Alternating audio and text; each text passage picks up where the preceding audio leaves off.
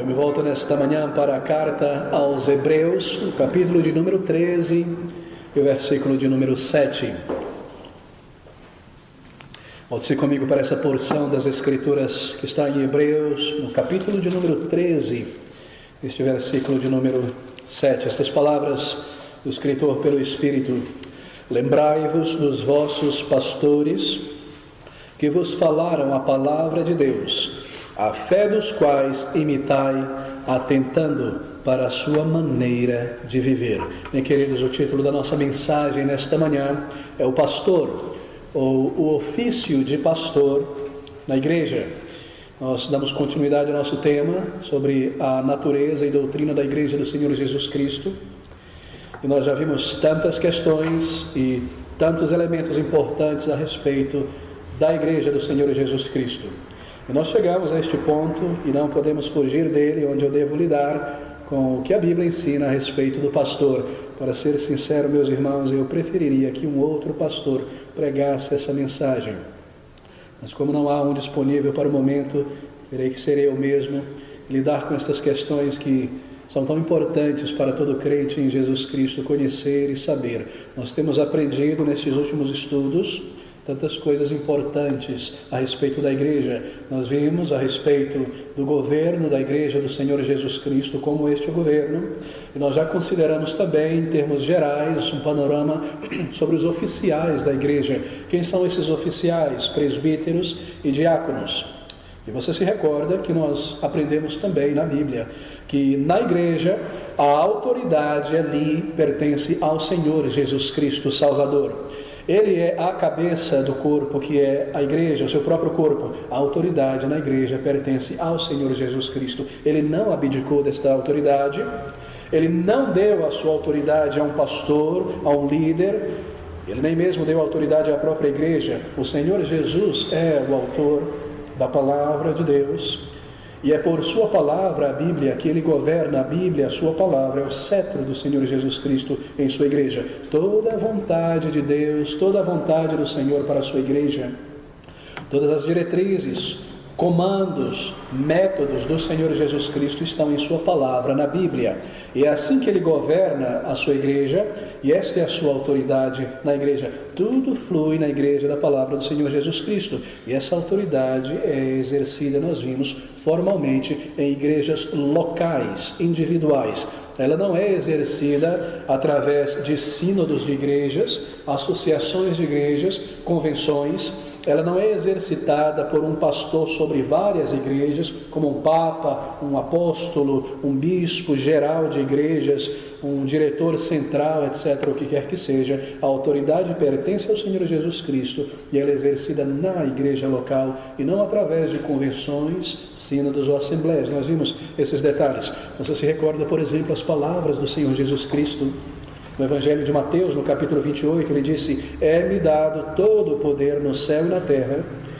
E ele não deu esse poder a ninguém, e ele não deu esse poder à sua igreja.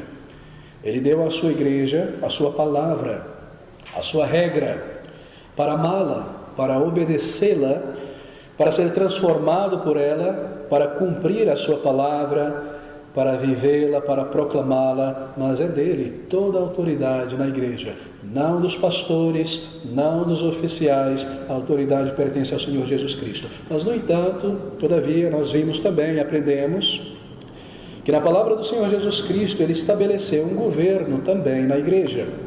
E embora o poder absoluto e irrevogável pertence ao Senhor Jesus Cristo para governar a sua presente igreja neste mundo, cada uma de suas igrejas locais, e a sua autoridade ela é revelada na Bíblia, a sua palavra, é evidente que ele estabeleceu um governo em suas igrejas locais, individual.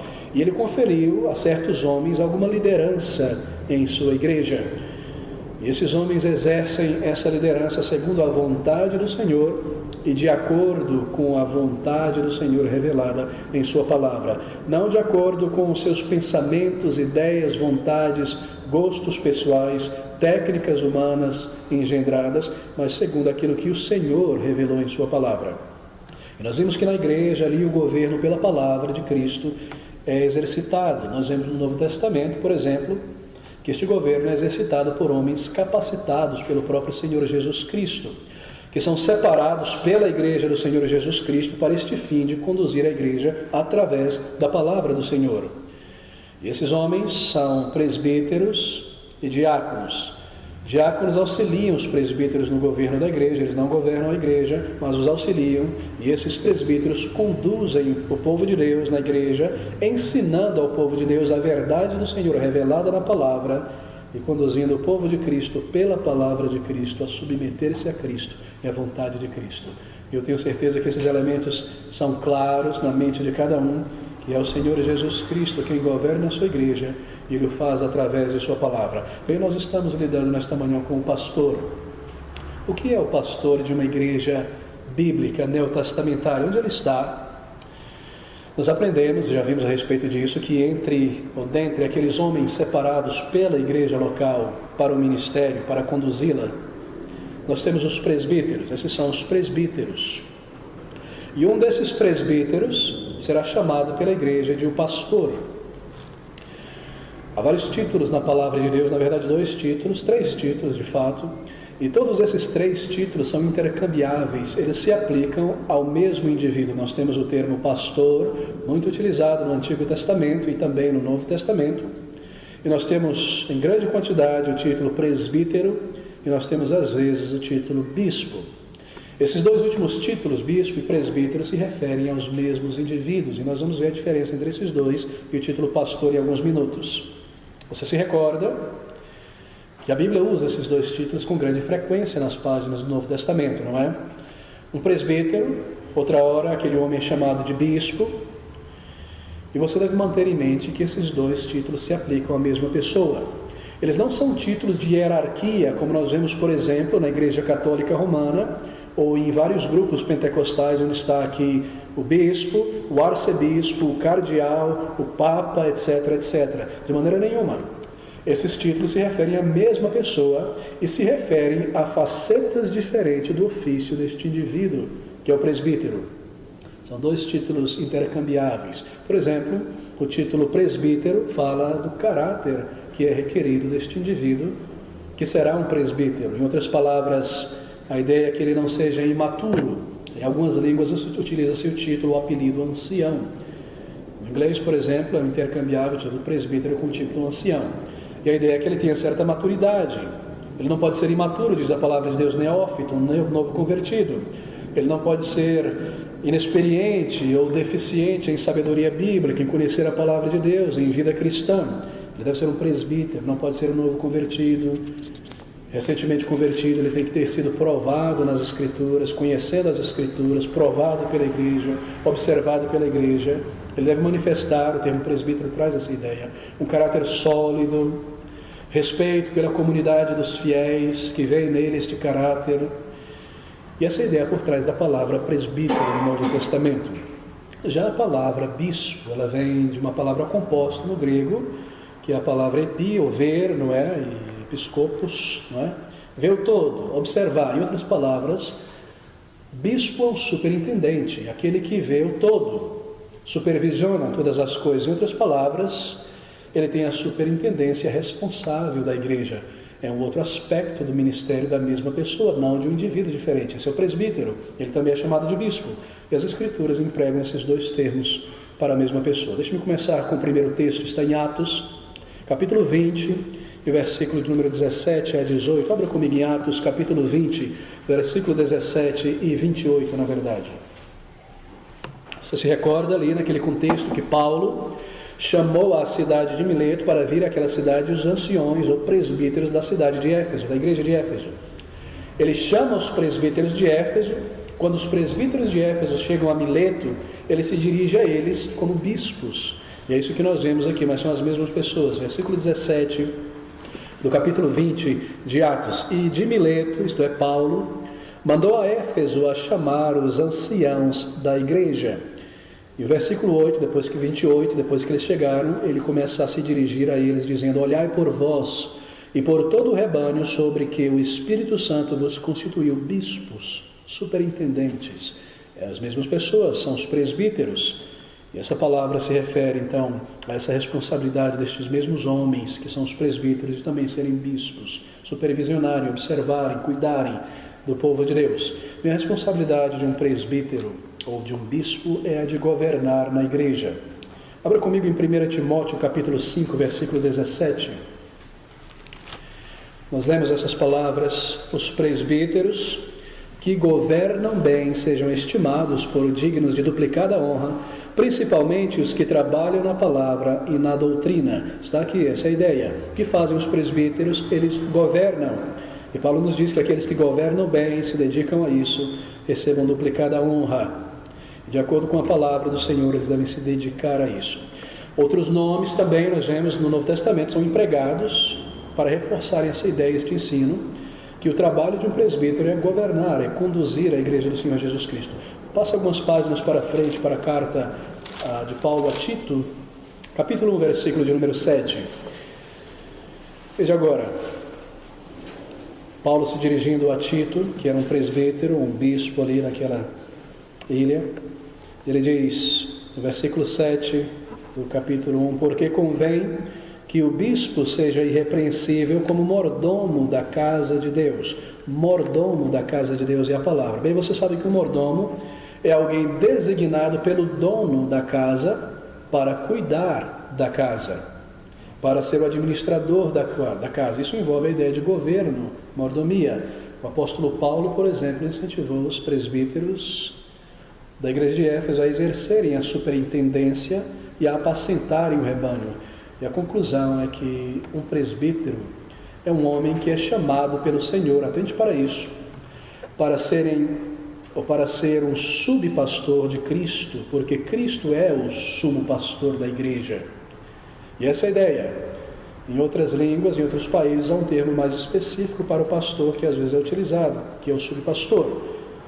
Eles devem superintender ou serem mordomos na casa que pertence ao seu Senhor, cuidando, dispensando a cada um segundo a sua necessidade das dádivas do Senhor, das suas bênçãos que estão na palavra, conforme o Senhor abençoa a sua igreja. Ele é um mordomo, ele é um dispenseiro, ele é um servo do Senhor Jesus Cristo, na casa do Senhor Jesus Cristo. E as qualificações de um presbítero também mostram essa ideia de governo. Volte de novo a 1 Timóteo, capítulo 3, versículo de número 4. 1 Timóteo 3, 4.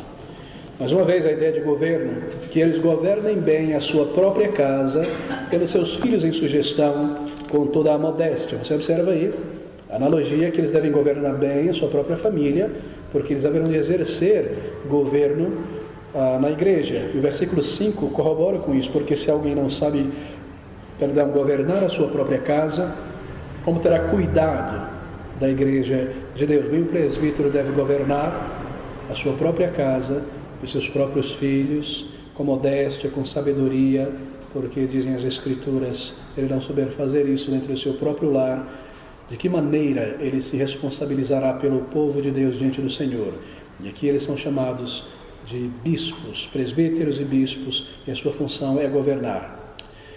Mas o nosso tema, mais uma vez, é o pastor da igreja local. Bem, onde está o pastor então?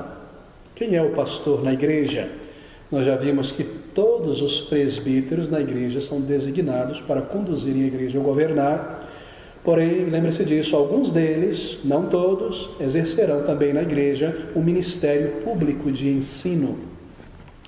Todos os presbíteros são chamados, separados pela igreja para conduzirem a igreja a governar. Mas alguns deles, nem todos, exercerão também na igreja, além do ministério de condução de governo, superintendência, também um ministério de ensino público da palavra de Deus. Um desses presbíteros, que exerce o governo na igreja, a superintendência, por ter sido também chamado pelo Senhor Jesus Cristo para o presbitério, ele também recebeu do Senhor um dom de ensino. E ele exercerá esse ministério público de ensino, como um presbítero mestre, como um presbítero professor. E esse indivíduo, entre os presbíteros que tem esse dom de ensino, não somente o pastor tem o dom de ensino na igreja, mas esse indivíduo que se dedicará, além do governo da igreja, a conduzir a igreja pela palavra, ensinar o ministério público, esse presbítero receberá então da igreja o título de o pastor. Ele é o pastor da igreja. Ele é o oficial da igreja que preside sobre os demais presbíteros e a assembleia da igreja. Em outras palavras, ele conduz pela palavra a igreja e também o presbitério. 1 Timóteo ainda, capítulo 5, versículo 17, ouça essas palavras. Os presbíteros que governam bem sejam estimados por dignos de duplicada honra. Observe que é uma importante distinção aqui dentro do ofício de presbítero. Veja no nosso texto. Os presbíteros que governam bem, todos eles governam, mas Paulo está dizendo que aqueles que governam bem sejam estimados por duplicada honra, principalmente os que trabalham na palavra e na doutrina. Leia o versículo da seguinte maneira, ele fica lá mais claro. Os presbíteros que governam bem sejam estimados por duplicada honra, principalmente os presbíteros que governam bem e os que trabalham na palavra e na doutrina. Você percebe? Um presbítero é separado para o governo da igreja, tendo recebido do Senhor esse chamado para o ministério da pregação da palavra, ele se dedica ao ensino. Mas há uma distinção então entre presbíteros que conduzem a igreja na supervisão, no governo da igreja, e presbíteros que, além de fazerem isso, se dedicam ao ensino da palavra de Deus. É isso que Paulo está dizendo para Timóteo. Os presbíteros que governem bem sejam estimados por dignos de duplicada honra, principalmente estes que trabalham na palavra e na doutrina também. Bem, é uma importante distinção aqui. E o Novo Testamento ensina que há oficiais na igreja, presbíteros que apenas irão governar, administrar, gerenciar, supervisionar, mas que há presbíteros que ensinam, ou seja, que pastoreiam o rebanho do Senhor Jesus Cristo pela palavra do Senhor Jesus Cristo. Esse versículo claramente ensina isso, que há alguns que se restringem à administração, ao governo, ao passo que outros, além da obra de governar, se dedicaram ao ministério da pregação pública.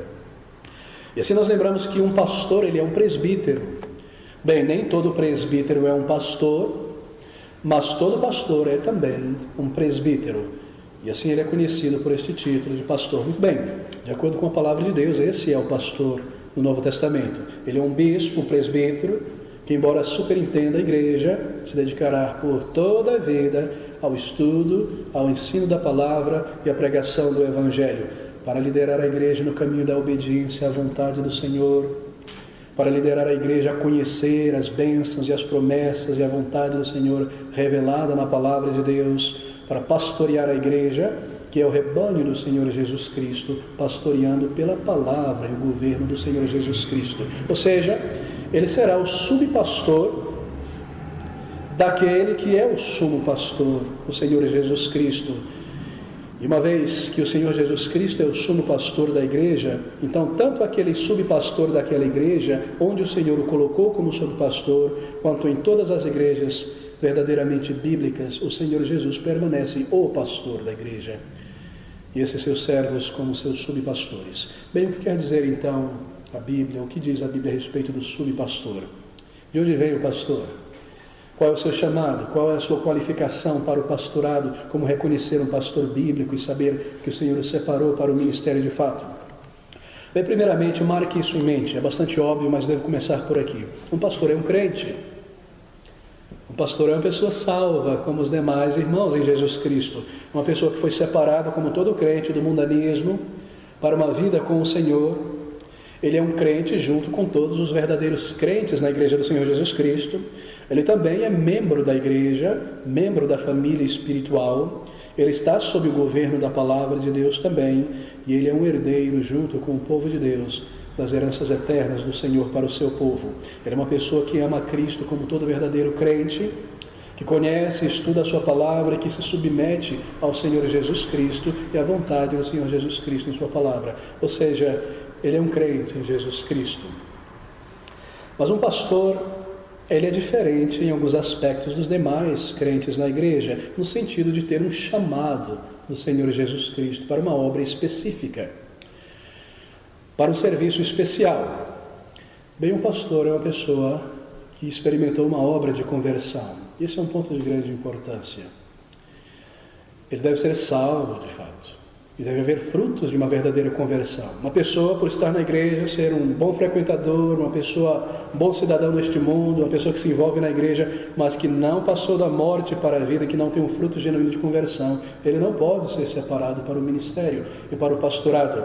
E nós vemos a tragédia em muitas igrejas quando isso acontece, quando uma pessoa introduzida ao círculo da membresia da igreja, seja pelo batismo infantil, por apelos psicológicos ou coisas desse tipo, e de alguma maneira chega ao pastorado, não baseado nos critérios bíblicos, mas baseado em algum elemento da sua personalidade, oratória, carisma, ou o que quer que seja, o resultado será grandes tristezas para a igreja e tragédias. Ali dentro haverá um inimigo do povo de Deus, usado por Satanás, mesmo na sua ignorância espiritual, para conduzir a igreja para longe dos caminhos do Senhor. O pastor deve ser uma pessoa, obviamente, salva, que, como todo crente em Jesus Cristo, tem um testemunho de uma verdadeira conversão. Assim, ele é um crente como os demais crentes. Mas a diferença está então que ele tem um chamado específico para um serviço na causa do Senhor. E esse chamado envolve grande dedicação de toda a sua vida, isto é, de todo o seu tempo e para toda a vida. Assim, nós não cremos em pastores que tiram aposentadoria. E você os vê aí jogando vôlei, futebol, passeando e viajando, quando deveriam estar no ministério, na obra do Senhor, e fazendo todo tipo de coisa. É um chamado para a vida, até que o Senhor o chame. É um chamado para toda a vida. Ele não é um profissional no sentido secular. Ele é um soldado do Senhor, ele é um servo do Senhor. Ele tem um chamado de servo para servir ao Senhor, onde o Senhor tem determinado. Esse é o chamado de um pastor. E os apóstolos, você se recorda, quando foram chamados de seus trabalhos seculares, como pescadores, como coletores de impostos, eles imediatamente deixaram suas atividades seculares para trás, para seguirem e servirem ao Senhor por toda a sua vida. Bem, tem se falado muitas vezes em um chamado para o pastorado. É muito importante nós lidarmos. Tem se falado sobre uma vocação para o pastorado, um chamado, vocação, um chamado vocal do Senhor para o homem, para o ministério.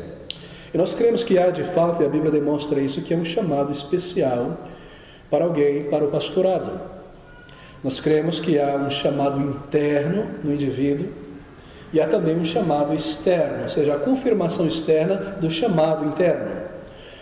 O chamado de um pastor, meus queridos irmãos, não será como o chamado do apóstolo Paulo ou de qualquer outro apóstolo. Um pastor, ele não terá uma visão de Cristo, uma luz que o envolva, uma voz celeste, um sonho, alguma coisa audível, um anjo vindo a ele separando. Isso não acontecerá com um pastor em seu chamado. Esses eram chamados extraordinários no início da igreja para aqueles ministros extraordinários, apóstolos, que haveriam de servir ao Senhor naquele período fundacional da igreja, com aqueles dons extraordinários, até que o Novo Testamento fosse escrito, para que os pastores pegassem essa palavra e conduzissem o povo de Deus pela palavra. Os sinais ficaram para trás. Assim, o pastor tem um chamado do Senhor, mas esse chamado não será como o chamado de um apóstolo, será um tanto diferente. Será primeiramente um chamado interno. Esse chamado interno tem sido descrito como uma grande, tremenda inclinação dentro desse homem para pregar o Evangelho do Senhor Jesus Cristo, para levar a palavra do Senhor Jesus continuamente. É uma compulsão nesse crente para viver para o Senhor. Bem, não pense que isso é apenas um chamado de um crente a viver para o pastor, viver para o Senhor. Todo crente tem o chamado de honrar o Senhor, servir e pregar o seu Evangelho, mas esse chamado parece que terá uma intensidade muito maior nesse indivíduo, nesse homem que será separado pela igreja para o ministério pastoral. Uma grande disposição, inclinação incessante de pregar o Evangelho e não se aquietar, mas falar, e de pregar a palavra de Deus, para estudar a palavra de Deus e pregar a palavra de Deus, para servir o povo de Deus, uma inclinação de servo. E a sua grande descoberta em determinado momento que não há nada melhor na vida do que servir a Deus, servindo o povo de Deus pela palavra de Deus. Assim, é uma inclinação para estudar a palavra de Deus e amá-la, e pregar, e ensinar e falar. Esse é um chamado interno. Há alguns extremos nessa percepção que podem tomar um viés mais místico, mas esse é um chamado do Senhor. Spurgeon dizia que se um homem consegue fazer qualquer outra coisa na vida do que pregar a palavra de Deus, então ele deve seguir aquela outra coisa na vida. Percebe?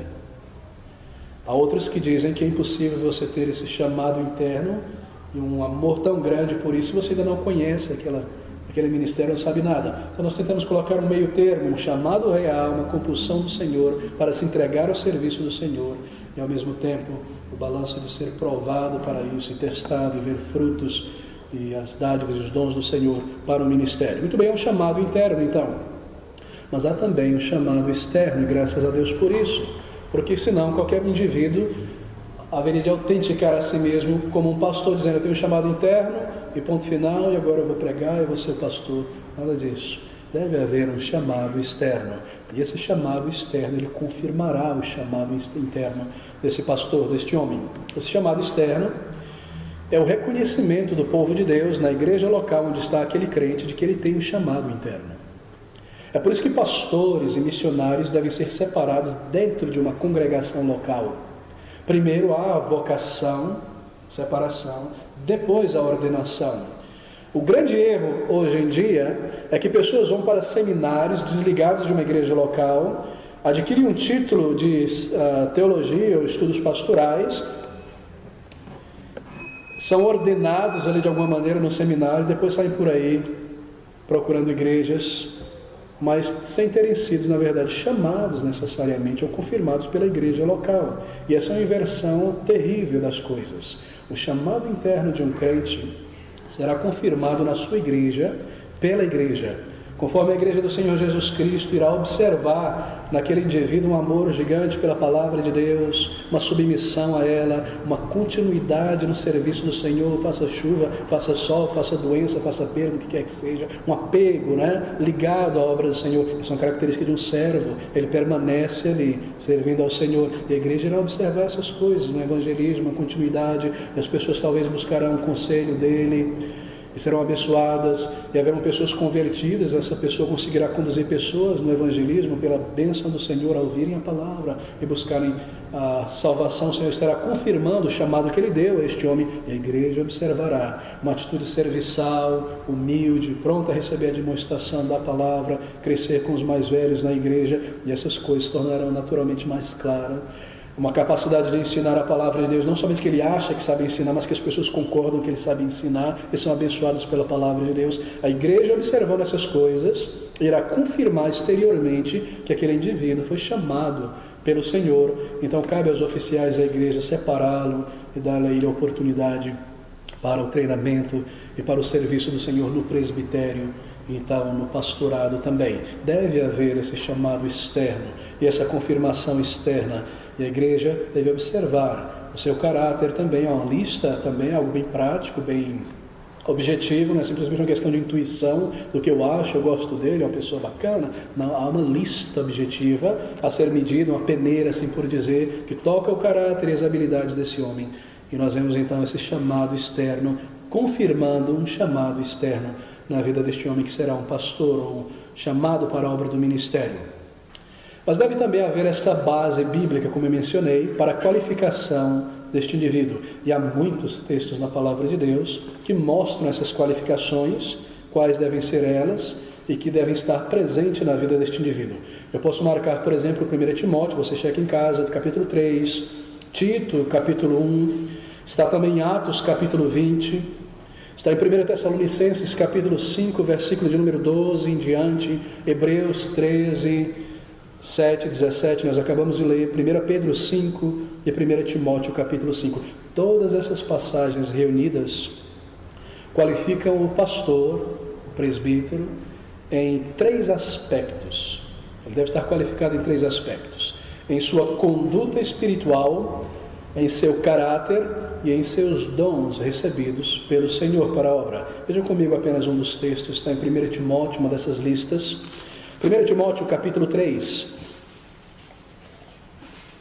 nós temos aqui uma dessas listas mais completas de Paulo, e nós começamos a destacar aqui essa condição espiritual do homem que será um pastor. Esta é uma palavra fiel. Se alguém deseja, se há um desejo no íntimo para a superintendência, o episcopado, pastorado, presbitério, excelente obra deseja, porque é uma obra de Deus.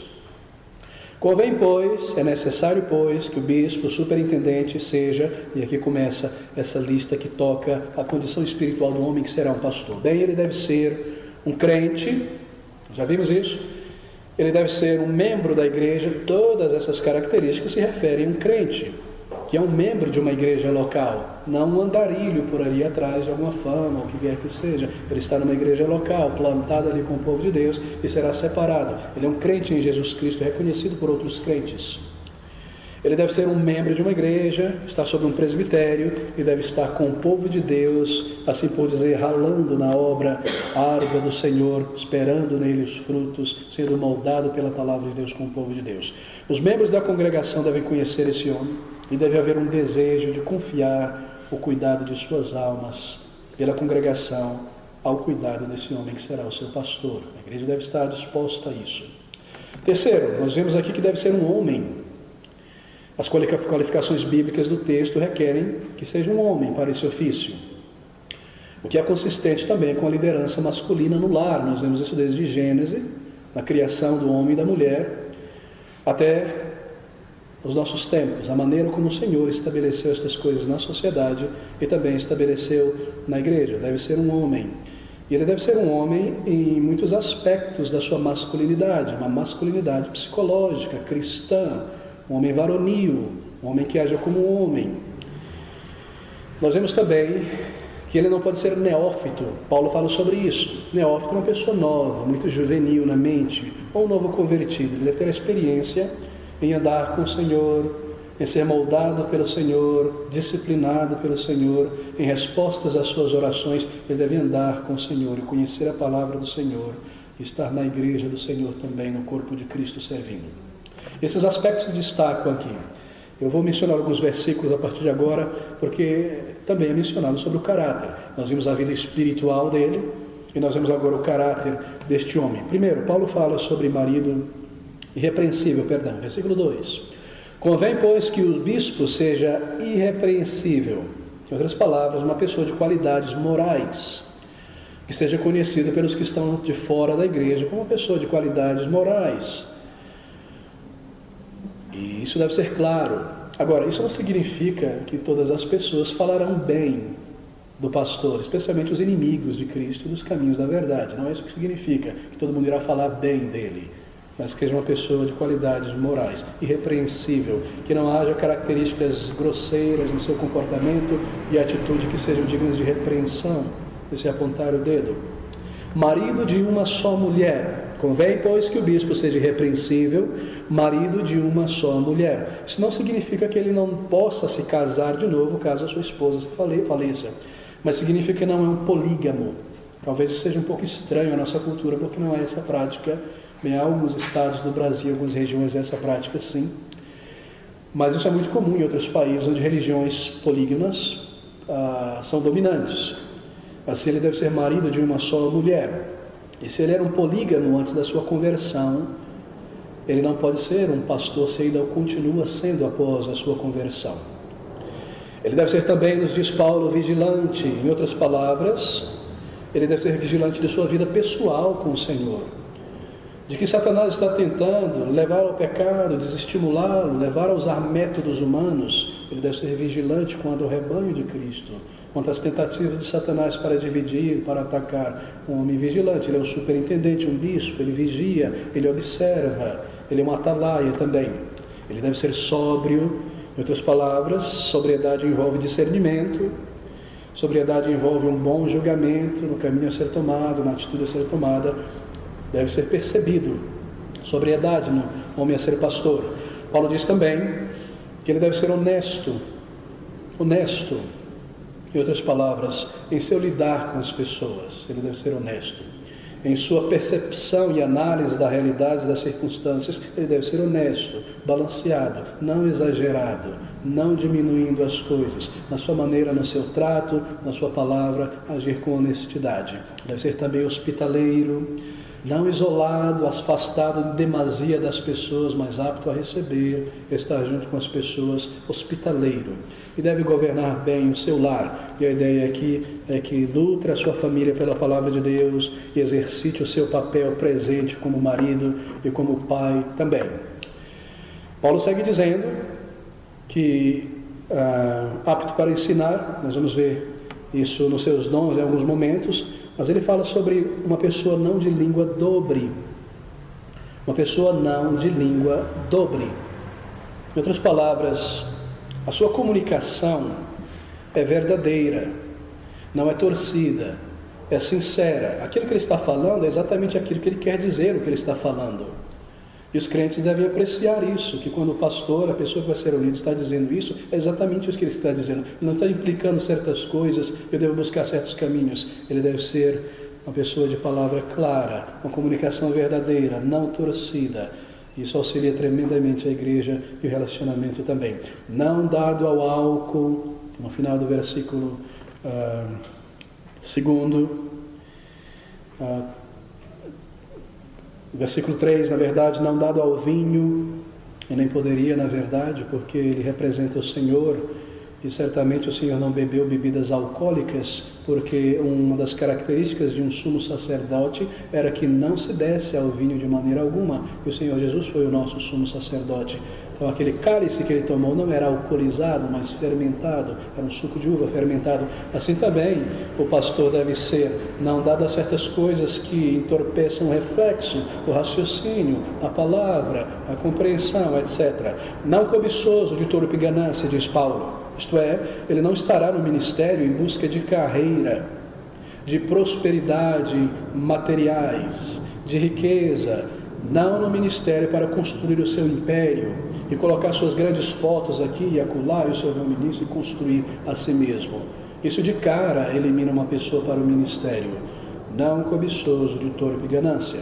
E por fim, no versículo de número 11, é mencionado algo de tremenda importância, que a esposa do pastor, do presbítero, isso se aplica também ao diácono na igreja, também deve ser qualificada. Isso é de grande importância, a esposa também deve ser qualificada. Versículo 11, da mesma sorte, as esposas sejam honestas, não maldizentes, sóbrias e fiéis em tudo. Um homem estará desqualificado para o presbitério, diaconato e para o pastorado se a sua esposa ela é honesta na sua maneira de viver, de lidar com as pessoas, de usar o tempo, de usar o seu tempo, o seu corpo, os seus bens, os seus talentos diante do Senhor, diante da igreja. Se ela não é maldizente, e fulano, e beltrano, isso, e aquilo, isso, você ouviu isso? Fofoqueira, maldizente, torcendo, diminuindo as coisas como essa, sóbria, deve ser sóbria, uma atitude sóbria, remindo o tempo, dividindo bem as coisas, atuando fiéis em tudo, que se aplica a tudo mais que nós lemos a respeito do presbítero em termos de vida, de caráter e de comportamento. Isso é tão necessário em nossos dias. E muitas igrejas têm sido assoladas por esposas de pastores ímpias, irreverentes, não sábias, dado a politicagem, todo tipo de coisa, com testemunho ruim no comportamento e coisas como essas. Veja a sabedoria de Deus. E aqui estão então essas características. Mas deixe-me tocar nos dons. Estão aí também, versículo de número 4. Ele fala sobre o governo da sua própria família, tendo seus filhos em sugestão, com toda a modéstia. E no versículo 5, ele irá lidar com o exemplo de governar bem a igreja, a sua casa, para poder conduzir a igreja. Isso fala sobre cuidado para conduzir o povo de Deus. Isso é um dom do Senhor. Dom de governo, de presbitério, é um dom dado pelo Senhor. Isso é provado na vida familiar, no cuidado familiar. Obviamente, um pastor, entre todos os homens e algumas outras profissões, embora o pastorado não é uma profissão, é uma pessoa que tem que fazer um esforço muito grande para estar junto com a sua família, porque a sua vida será dedicada ao estudo da palavra, à pregação e ao ensino. Mas esse é um dom que vem do Senhor também, o governo da sua própria família. Não como um tirano em casa, mostrando ajuda, sinceridade em agir e auxiliar, como uma pessoa que ama e que se importa de verdade, como um pai no lar, que governa bem o lar. Não uma pessoa contaminada por uma mentalidade extremamente machista, assim por dizer, que há em algumas culturas, que diminuem a esposa, que não a consideram como igual e herdeiro consigo da graça do Senhor Jesus, mas uma pessoa que trata com respeito e verdadeiro amor e igualdade, embora há diferenças em papéis na igreja e na família também, mas com todo respeito fraternal à sua esposa. Governe bem os filhos, como um pai os conduza pela palavra. Não significa que seus filhos serão salvos necessariamente, porque salvação é uma obra do Senhor Jesus Cristo e não dos pais, mas que conduza bem a sua família, ensine os princípios da fé e ore pelo seu povo em casa também. Isso refletirá na igreja. Nós vemos no versículo 2, a segunda parte, que há um dom então dado pelo Senhor a este homem, apto para ensinar. Deixa-me me demorar um pouco nisso aqui, porque isso é fundamental. Ele será apto para ensinar, será um dom dado pelo Senhor, e ele será reconhecido, esse dom, pela igreja, e deve ser reconhecido, porque isso é de suma importância, isso é central. Não quer dizer somente que ele tenha habilidade para pregar em púlpito. Apto para ensinar não significa apenas habilidade para pregar diante de pessoas e multidões.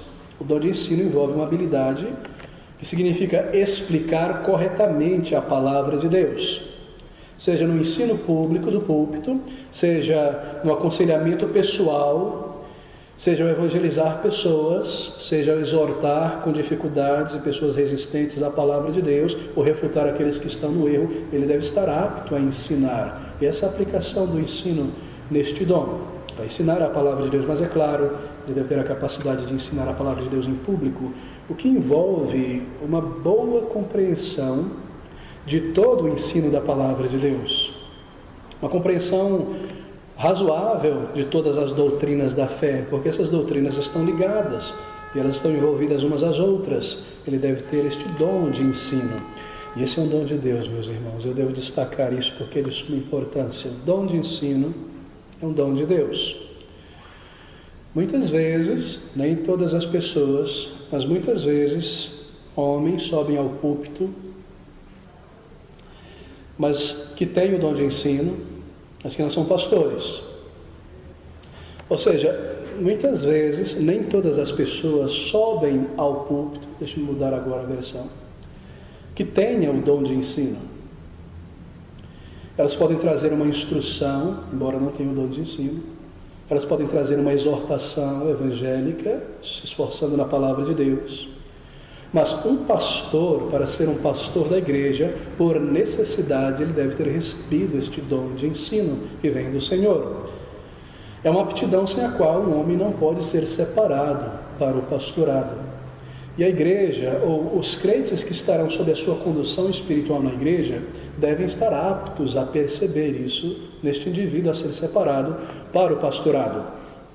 E isso porque, meus irmãos, na igreja a primazia é da palavra de Deus.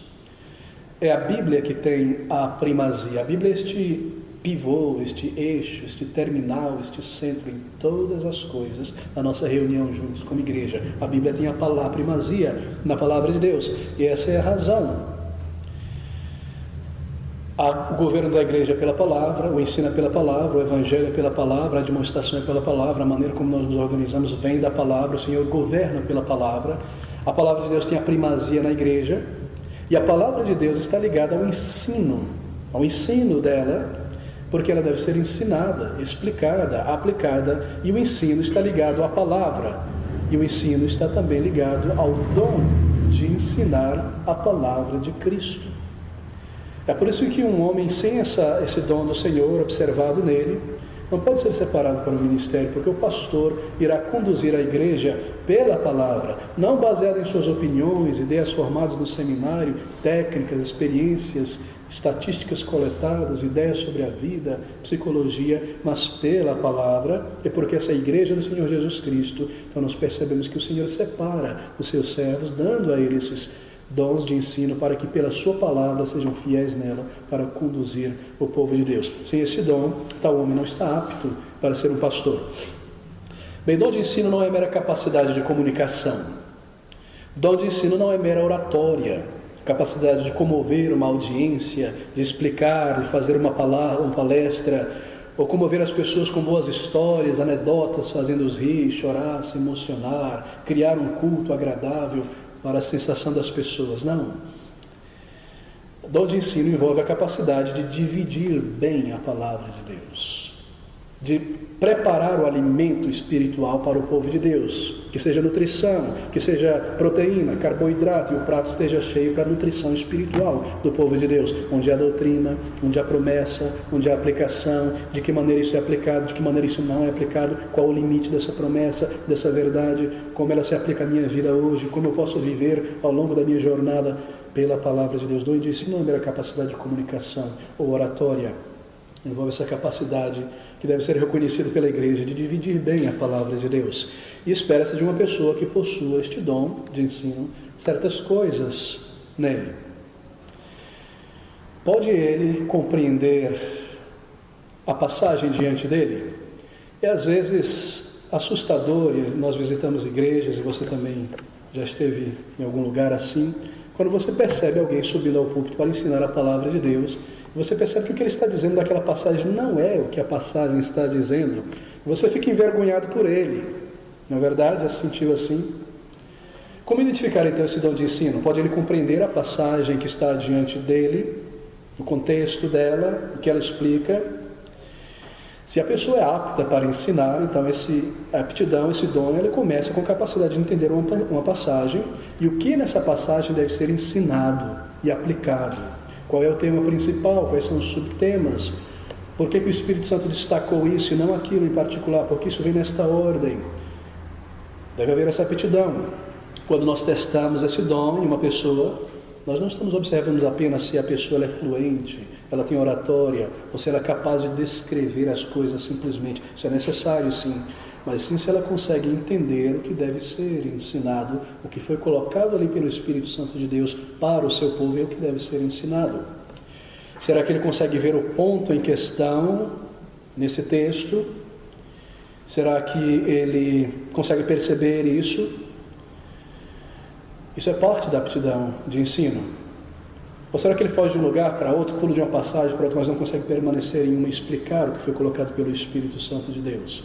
Você percebe isso às vezes, quando você observa que a mensagem de um indivíduo ele não foi produzida pela palavra, ouvindo da palavra, não é uma exegese, em outras palavras, ele não flui da palavra para fora. Muitas vezes é um tema que a pessoa vislumbrou aí sentado, pensando, eu quero falar sobre esse tema.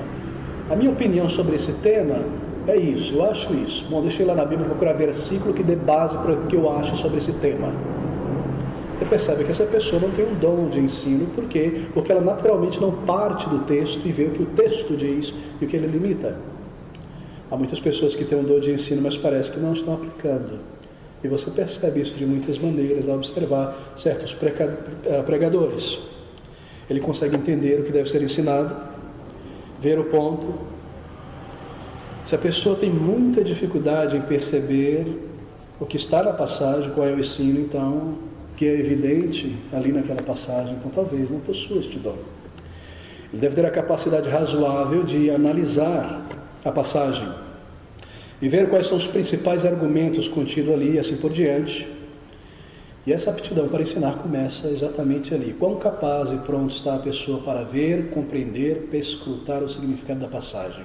Isso é muito importante para a igreja, porque aqui está a vontade revelada do Senhor e a nutrição espiritual que o Espírito colocou para o seu povo.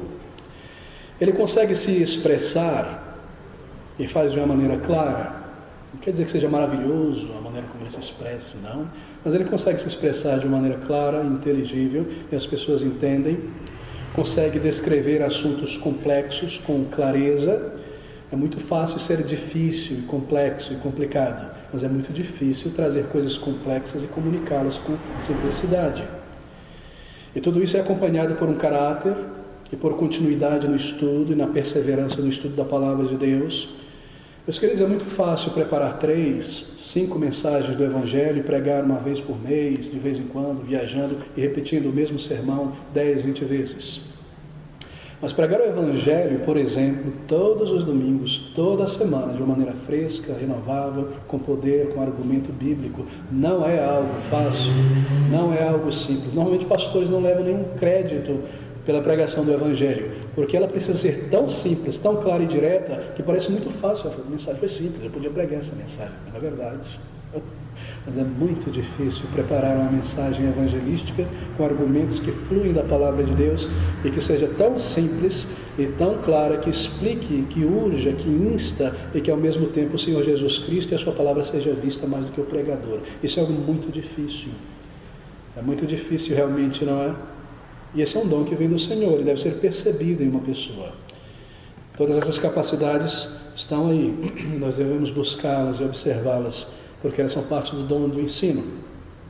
Esses são alguns elementos que provam que o homem recebeu um dom de ensino. Deixa-me correr, nosso tempo está curto. Então ele deve ser provado primeiro, diz a palavra de Deus, veja o versículo 10. E também estes sejam primeiramente provados e depois sirvam, se forem irrepreensíveis. Isso é tão importante. O homem precisa ser provado, testado pela igreja, pelo presbitério, antes de ser levado ao púlpito. Você às vezes vê jovens que querem pregar, mas você não observa uma vida de continuidade, de serviço, de dedicação à obra do Senhor, mas querem estar no púlpito. E logo de cara você percebe que entregam o jogo, não é? Querem ser observados, querem ter estima ou alguma coisa do tipo. Eles devem ser testados em seu caráter, em sua capacidade, em todos esses elementos que nós acabamos de mencionar aqui. E, sobretudo, nós lembramos que esse é um chamado do Senhor para o pastorado e uma capacitação que vem dele. Não é um auto-chamado, não é meramente humano, não está baseado meramente numa busca de maneira nenhuma, em uma busca por uma glória vanglória, como acontece em alguns casos, onde pessoas desejam preeminência e coisas desse tipo, e a atenção de outras pessoas, e se projetem para dentro de um ministério como professores, teólogos, pastores. Você às vezes observa essas coisas. A pessoa está na igreja e há um desejo por vanglória. Eu quero ser isso, eu quero ser aquilo. Um pastor, um teólogo, um escritor, alguma coisa do tipo. Na verdade, o resultado vai ser tamanha confusão entre o povo de Deus se o presbitério não observa estas coisas. E se a igreja não é apta de perceber esse tipo de coisa. Há um chamado, há um dom do Senhor, há um teste, há uma confirmação exterior pela igreja ao longo da continuidade, da perseverança. Pessoas que falam muito, que observam muito, que dialogam muito, que têm explicação para tudo, mas que não é acompanhada de uma vida de serviço árduo e dedicação contínua. Nós percebemos que não há uma confirmação de um dom que vem do Senhor, porque o dom de ensino envolve também uma vida envolvida nessas coisas. E como deve haver isso, não é, queridos? A pregação dele deve ser clara, deve ser memorável, deve ser direta, as pessoas conseguem seguir de perto, acompanhar. Deve ser dignificante a pregação. Não deve ser uma pregação simplesmente marcada por frases extemporâneas, frases de efeito, imagens e coisas desse tipo, mas uma pregação dignificante, porque provém da palavra de Deus. Ele deve educar o povo de Deus nas verdades espirituais e como pessoas também deve melhorar como indivíduos e cidadãos em suas mentes, em suas maneiras, em seu procedimento, que a palavra de Deus também traz tudo isso. Isso deve fluir do ensino da palavra de Deus. O seu dom de ensino, ele será aplicado em 5 áreas principais. O pastor deve evangelizar, pregar o evangelho continuamente, sem cessar. E quando nós falamos sobre evangelho, a doutrina do evangelho, nós temos em vista temas de salvação. Nem tudo na Bíblia é o evangelho, são esses temas de salvação. Fala sobre arrependimento, sobre fé, sobre como buscar o Senhor, exemplos de conversão. O seu dom deve ser aplicado em pregar o Evangelho continuamente. Também o seu dom deve auxiliar o povo de Deus na pregação do Evangelho a entenderem os argumentos evangelísticos para poderem usar. Ele está treinando o povo de Deus para toda boa obra. Eles devem conhecer os argumentos evangelísticos. Isso deve ser claro e observado também. Esse dom deve ser aplicado a ensinar as doutrinas da fé. O conselho de Deus, todo o conselho de Deus, diz Paulo, pregar todo o conselho, todas as doutrinas da fé, todas as verdades reveladas, ele precisa correr através da Bíblia, através de todas essas verdades, para que o povo de Deus conheça o conselho de Deus. E o seu dom também deve ser aplicado em exortar com a palavra. Crentes devem ser exortados a respeito de suas falhas, pela palavra, admoestados quanto aos seus deveres e a maneira certa de viverem, de operarem na casa de Deus em seus deveres, devem ser encorajados no caminho pela palavra, nos seus desafios pessoais, como família, como indivíduos casados, solteiros, como crentes novos, mais maduros na fé. A palavra deve ser aplicada, devem ser encorajados a olharem para o Salvador, a manterem sua fé sincera nele, a perseverarem com o povo de Deus, a crescerem na fé, de modo que quando as pessoas também leem as Escrituras por si mesmas, seus corações são aquecidas, porque elas têm aprendido pela pregação como analisar a palavra, como estudá-las. Então elas entram no hábito do pastor em suas casas, de como abrir, como meditar, como comparar, como extrair para si a palavra de Deus. É muito triste às vezes quando certos pastores, eles de uma maneira proposital explicam ou pregam, com um certo orgulho, na verdade, você observa isso, de uma maneira que eles sintam que a congregação estarem meio que dizendo para si mesma: o que seria de mim sem este grande homem? Eu nunca entenderia a Bíblia se não fosse ele. Que terrível. Porque o objetivo de um pastor é que o povo de Deus, com a palavra de Deus em suas mãos, aprenda a amá-la e a estudá-la, e a por si mesmo viver e aplicá-la e tirar dali instruções. Esse é o objetivo, e um objetivo difícil, mas que é parte. Ele é um pastor de Cristo, e este é o rebanho de Cristo Jesus. Para que o crente aprenda a manusear a palavra de Cristo, e a Escritura eleve os seus corações em amor, em dedicação ao Senhor Jesus Cristo. E o dom de ensino também deve ser aplicado e exercido em um ministério de advertência. E é muito importante em nossos dias. O povo de Deus deve ser advertido a respeito do erro, dos problemas que têm entrado na igreja, das dificuldades, das novas estratégias de Satanás. Será que os pastores estão atentos ao que Satanás está fazendo hoje para derrubar a igreja? Às vezes nós estamos olhando para trás, para 500 anos atrás, 200 anos atrás, mas Satanás tem suas estratégias hoje. Ele não só ataca igrejas, põe fogo nelas, queima bíblias, traz o liberalismo, o pentecostalismo, o dispensacionalismo para tirar o povo de Deus da palavra e levar visões, ideias e tantas outras coisas, mas hoje em dia ele traz o mundo para dentro da igreja, com seus modismos, e deturpa a adoração, e falsos sistemas de pregar o Evangelho com apelos psicológicos e tantas outras ideias. Será que pastores estão atentos a isso? Ou são levados pela maré e as novas estratégias de Satanás? Assim ele deve exercer pela palavra um ministério de advertência também contínuo junto com a igreja. Um curso de seminário não transforma uma pessoa em pastor. Tristemente, em nossos dias, na verdade, os distorce muitas vezes. Mas não é um seminário que cria um pastor. Nem a habilidade ou a coragem de falar em público diante das pessoas. É um chamado do Senhor para homens espirituais, que é reconhecido pelo povo de Deus em igrejas locais e é confirmado pelo Senhor na prática, no caráter e nos frutos. Seja este homem estando numa igreja já formada, onde ele será observado, ou numa igreja onde ele está, e será separado, obviamente, para o presbitério, o pastorado, ou ele será enviado por aquela igreja para um trabalho missionário, e iniciará um trabalho pioneiro, mas ele deve ser testado por uma igreja, ensinado, observado. Todas essas coisas devem estar presentes ali. Bem, os dons do Espírito, todos esses dons que ele dá ao presbítero, ao pastor, marque isso, são todos dons de natureza altruísta. Eles serão servo do Senhor Jesus na obra do Senhor. Esses dons dados são para a edificação de outras pessoas. Assim como o dom de todo crente, o dom não deve ser visto como algo para mim, eu, que me projete entre o povo de Deus, super profeta, super falador de língua esquisita, estranha, coisas do tipo. O dom não é como uma boa roupa bela para as pessoas me admirarem, como um perfume para as pessoas me admirarem, como um troféu, nada do tipo.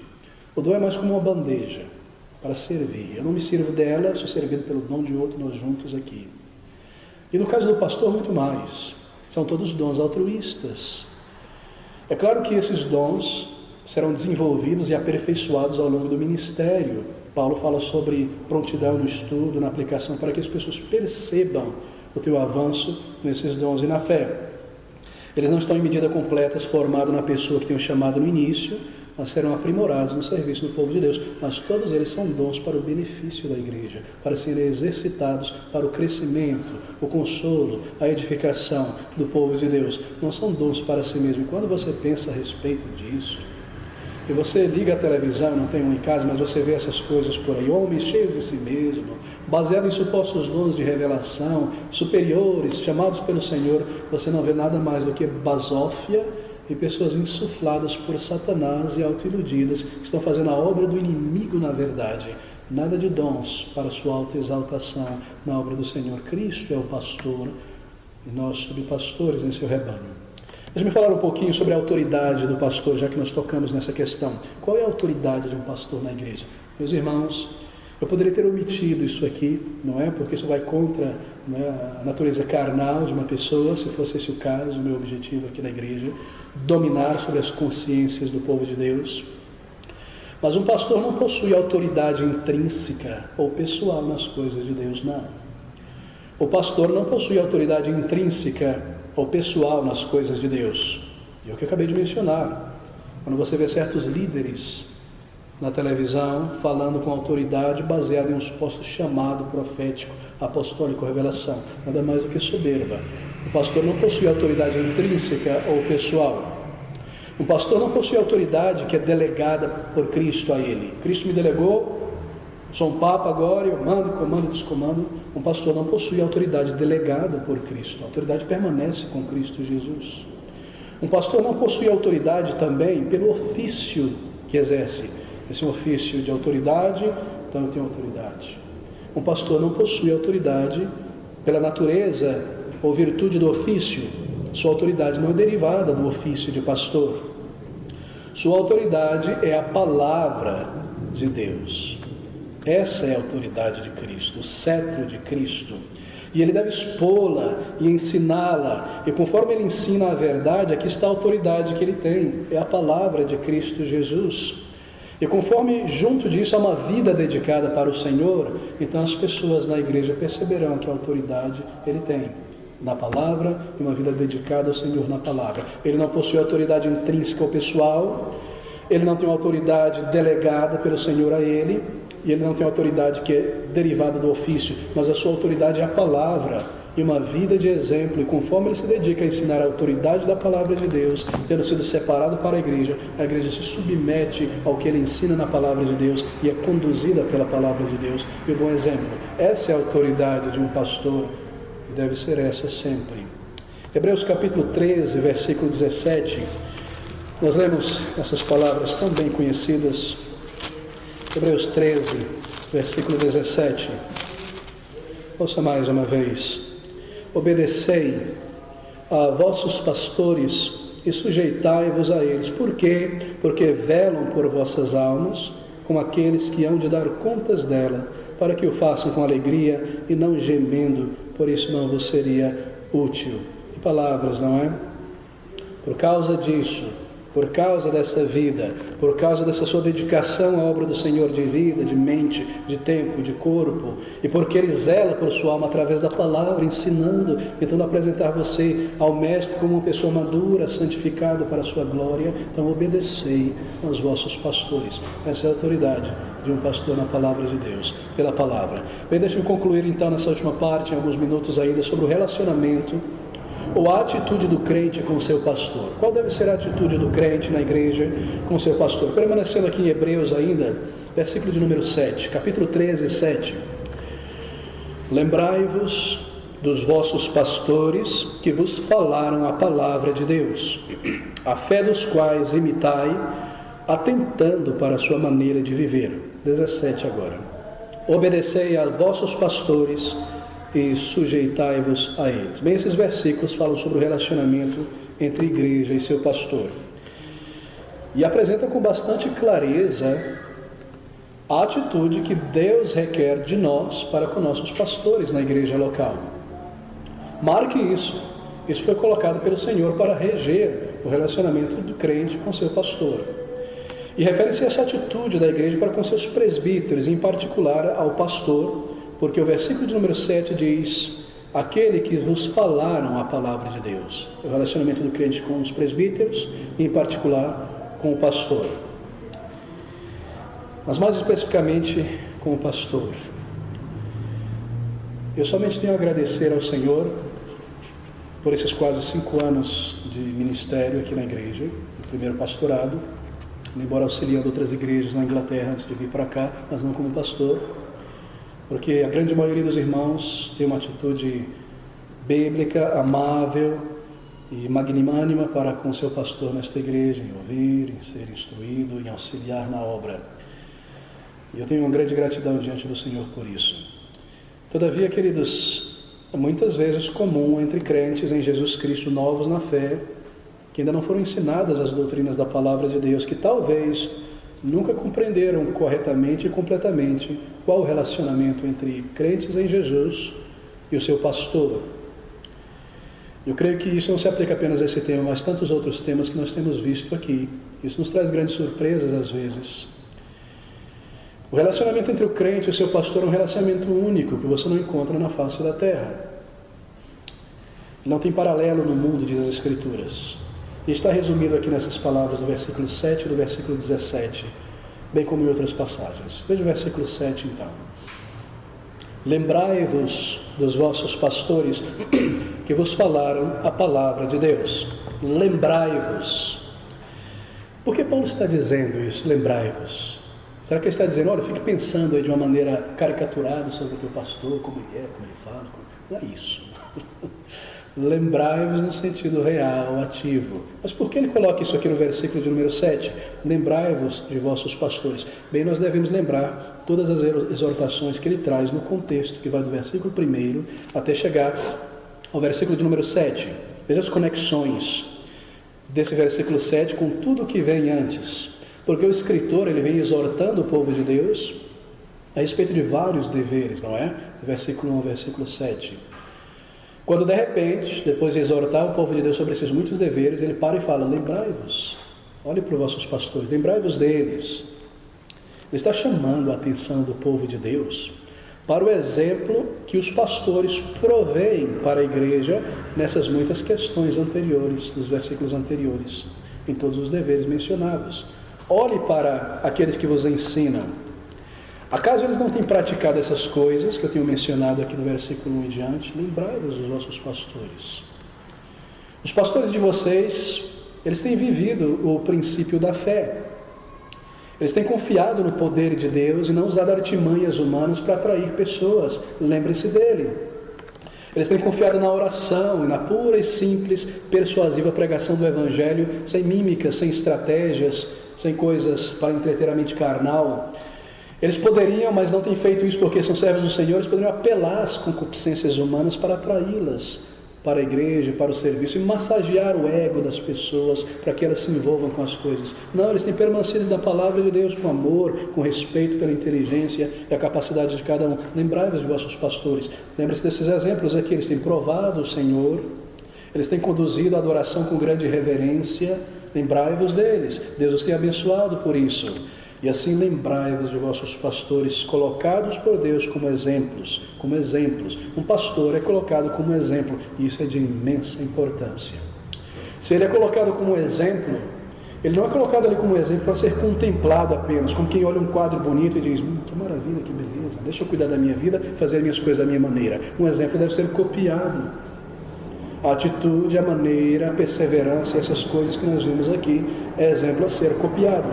Lembrai-vos de vossos pastores, diz o Senhor, obviamente naquilo que ele está agindo de acordo com a vontade de Deus, e não nas suas falhas humanas naturais a serem copiados. Lembrai-vos de vossos pastores, foram colocados por Deus como exemplo ali da palavra de Deus, naquilo que é correto, naquilo que é aceitável diante do Senhor. É claro, há aqui um dever de promover um exemplo na igreja do Senhor Jesus Cristo. E deve se aplicar a todo crente. Todo crente deve ser um exemplo na igreja do Senhor Jesus Cristo. Não é deixado apenas ao pastor, não é aos oficiais somente. E esse exemplo, o dever de ser um exemplo, se aplica mais especificamente àqueles crentes mais velhos na fé, mais maduros na fé, que têm um dever de ser um exemplo para os demais crentes. Se nós somos inconsistentes em nossa vida espiritual, um dia diante do Senhor nós teremos que prestar contas a Ele.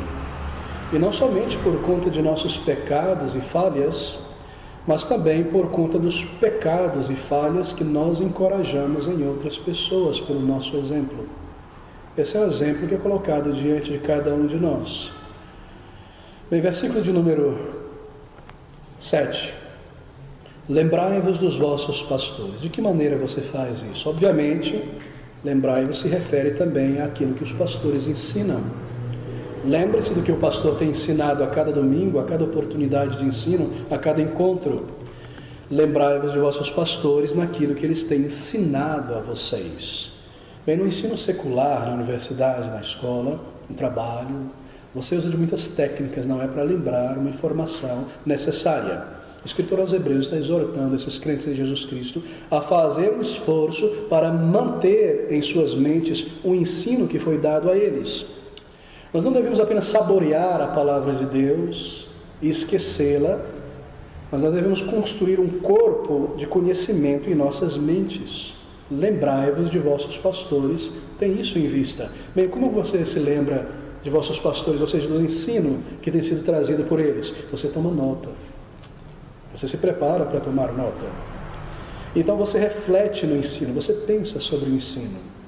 E você faz isso conversando com outros crentes a respeito da mensagem, a respeito do ensino. Você compartilha, você aprofunda aquilo, você pede uma opinião, você aplica em exemplos. Você também reflete novamente, pega as suas notas em casa, ao longo da semana, volta a lembrar do que aprendeu, ora a respeito disso, roga a graça do Senhor a respeito disso. Você aumenta o teu aprendizado, você aumenta a tua retenção do que tem aprendido com a leitura espiritual de bons livros também naquela área, livros realmente bíblicos. E assim, queridos, você se lembra do seu pastor, se lembrando daquilo que lhe foi ensinado. Lembrar-se é um comando, está no imperativo, lembrai-vos de vossos pastores, daquilo que eles têm ensinado. Lembrai-vos também significa não somente retermos o ensino, mas recordarmos ou lembrarmos do ensino também, para aplicar o conhecimento nas necessidades várias da vida, em situações várias. Nós trazemos à nossa mente, em várias situações, tudo aquilo que nós temos aprendido. E quando nós nos encontramos em dificuldade, uma surpresa, uma área que nós não lidamos ainda, uma tentação, alguma coisa lançada pelo inimigo também, então nós não entramos em pânico, nós não desmoronamos, nós não nos entregamos à autocomiseração, perdemos a mente, nós pausamos para lembrar aquilo que nós temos aprendido e de que maneira isso se aplica a essa situação diante de mim.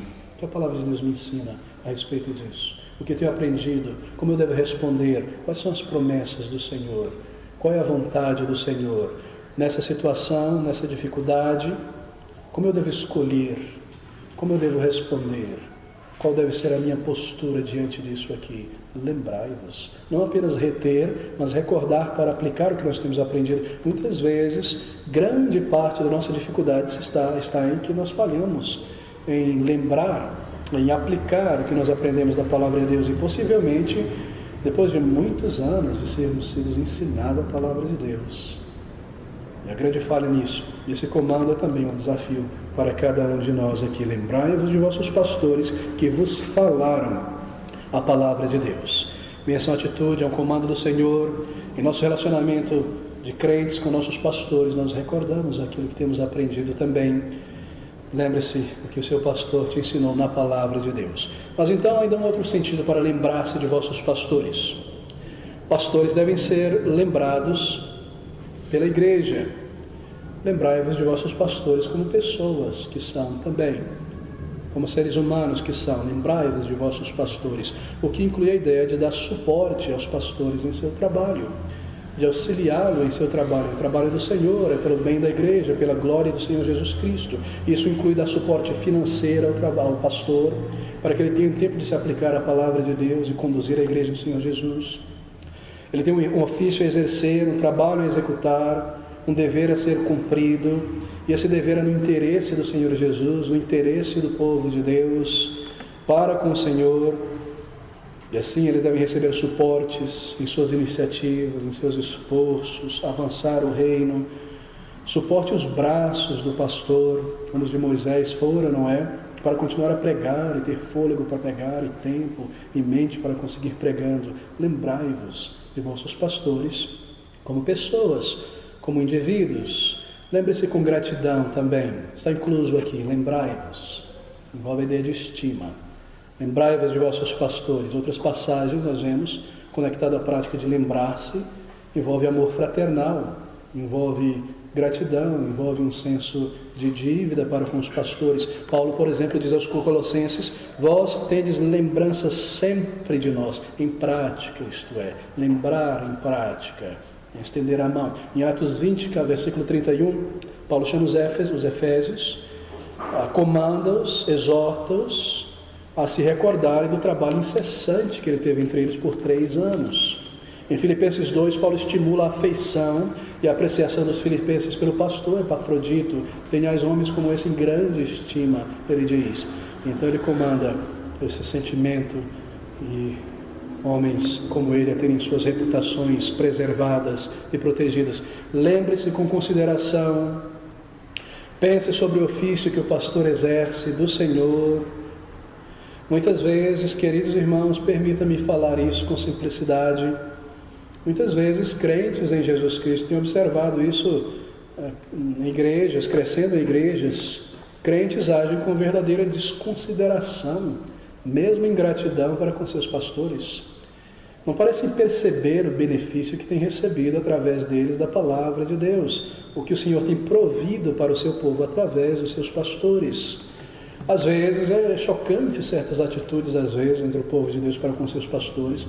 Se você vai a um médico, por exemplo, está sentindo uma dor, e está apreensível, e o médico ali sentado, observando os sintomas, porque já estudou muito sobre isso, já lidou com muitos casos, sabe exatamente o que está acontecendo, dá a receita certa e a terapia certa, e você sai dali tão agradecido e tão aliviado, não é verdade? Eu me lembro de uma pessoa que deu uma caneta de ouro para um dentista, não faça isso comigo, porque esse dentista tratou bem um canal, que tinha ficado um pedaço de dente, e ela não conseguia, a cabeça inchada. Essa pessoa ficou tão agradecida pelo bom trabalho executado pelo dentista, que mostrou grande consideração. E às vezes você vê crentes em Jesus Cristo recebendo ensino, palavra que conduz no caminho certo, que liberta de erro, que tira de grandes ansiedades por muitos anos, que põe no caminho do Senhor, e simplesmente uma atitude de ingratidão, e deixa a igreja, vira as costas, não se envolvem. É incrível, não é? É porque não foi dado nada na mão de ouro, um dinheiro, uma contribuição, uma informação para a vida. E há pessoas que cobram tremendamente, não é? Por uma informação a ser dada. Coisas como essas pessoas agradecem e se esforçam. Às vezes é uma atitude errada entre crentes para com seus pastores. Eles não consideram o ofício e o benefício da parte do Senhor provido por Deus para suas almas, suas vidas, pela palavra de Deus, através do ministério de pastores. Bem, não quero me delongar nisso, mas lembrai-vos de vossos pastores, considere o ofício que exerce, o benefício e a bênção provida e designada por Deus para a sua alma, através do ministério deles. Versículo 7. Lembrai-vos de vossos pastores que vos falaram a palavra de Deus em aconselhamento, no púlpito, por escrito, em livros, em exortação, porque, versículo 17, versículo B, porque velam por vós, orando toda semana por cada crente em suas dificuldades, pensando, ansiando o crescimento espiritual, receitando a palavra de Deus, receitando livros, considerando, observando a caminhada, trazendo diante do Senhor, porque velam, a vela acesa, enquanto os outros estão dormindo por vossas almas diante do Senhor.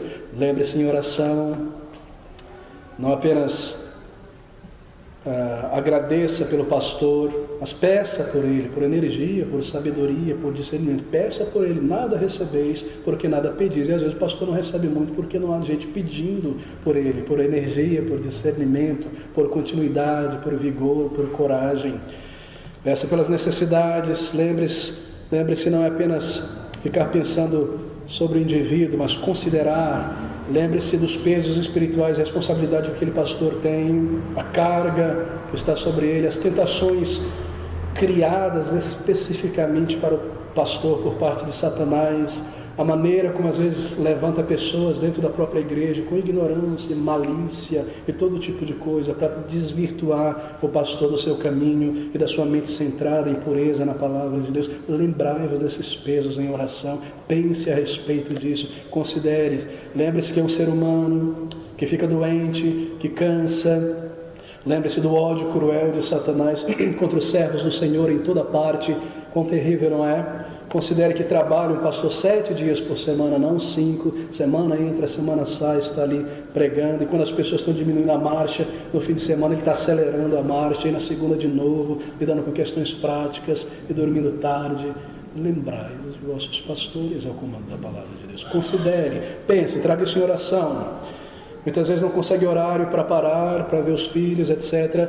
Não tem às vezes uma pausa, semana atrás de semana. Bem, queridos, eu não quero focar de alguma maneira como se estivesse ingrato pela obra do Senhor. Há um senso de imenso privilégio de servir ao Senhor. E nós estamos sempre fortalecidos pelo Senhor e alegres com esse senso de privilégio de estarmos na obra do Senhor. Isso é tão maravilhoso e nós agradecemos por isso imensamente. Temos esse senso da bondade do Senhor. Bem, há necessidade dessas exortações.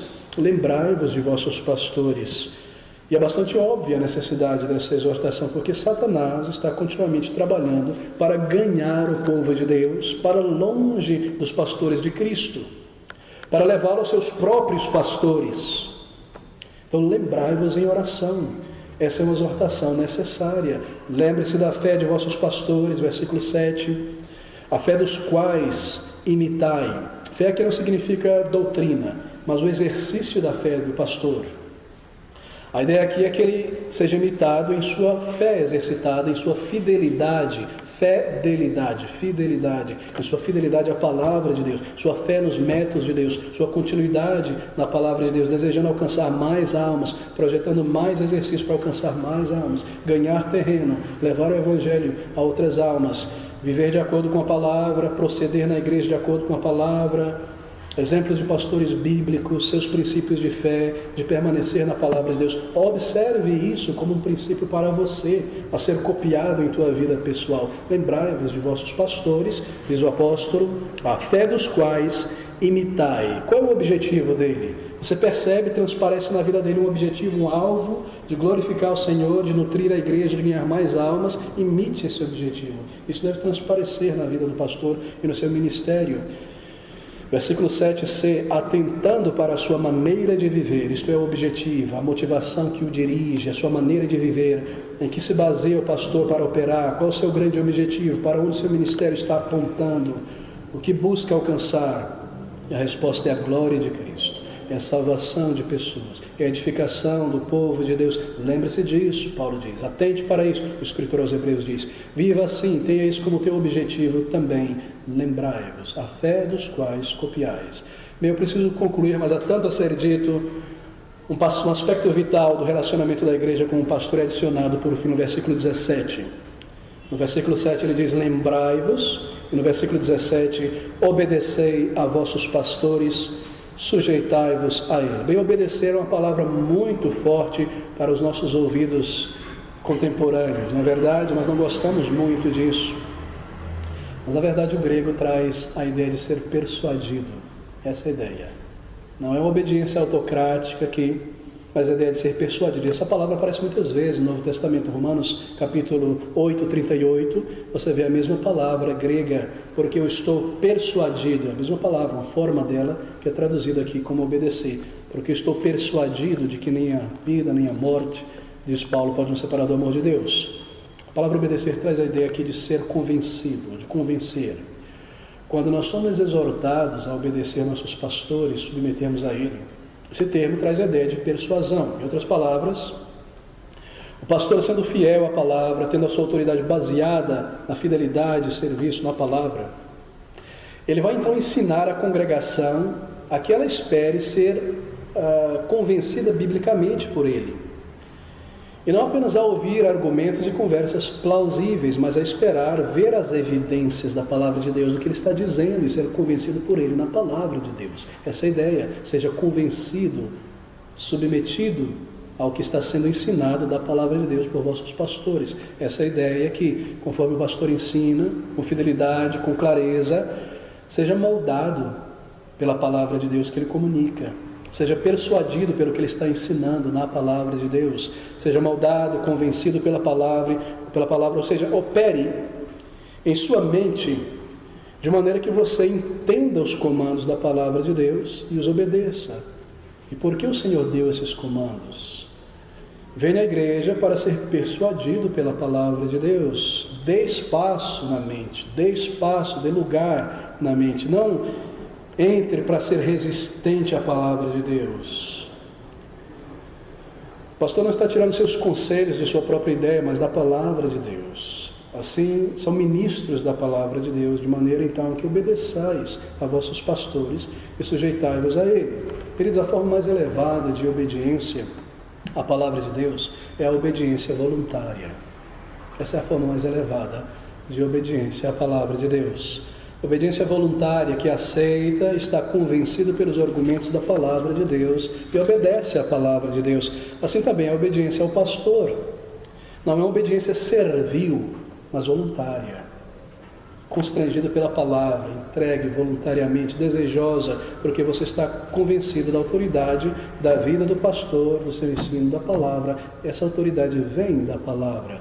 Obedecei a vossos pastores, e não sejam teimosos, e não sejais obstinados e resistentes aos vossos líderes por capricho, por rabugice, por orgulho, por coisas como essas. Obedecei, diz Paulo, a vossos pastores e sujeitai-vos a eles. Deixe-me concluir aqui. Cristo é o sumo pastor da igreja. Pastores de igrejas locais são subpastores do rebanho de Cristo Jesus. Ele é um crente entre irmãos, ele é um dos presbíteros que governa. Por se dedicar ao ensino e ao estudo da palavra de Deus, será chamado de pastor para pastorear pela palavra de Deus. Sua autoridade é a palavra e a sua vida dedicada a ela e à igreja. Ele recebeu o seu chamado do Senhor Jesus. Ele é um servo do Senhor Jesus para servir a igreja. Ele não é o servo da igreja. Eu preciso dizer isso porque em muitas igrejas, pastores são realmente pisados por cima pela igreja, onde há sistemas não bíblicos de governo, muitas vezes. Mas ele é o servo do Senhor, servindo a igreja, assim o servo da igreja também, nesse contexto de fato.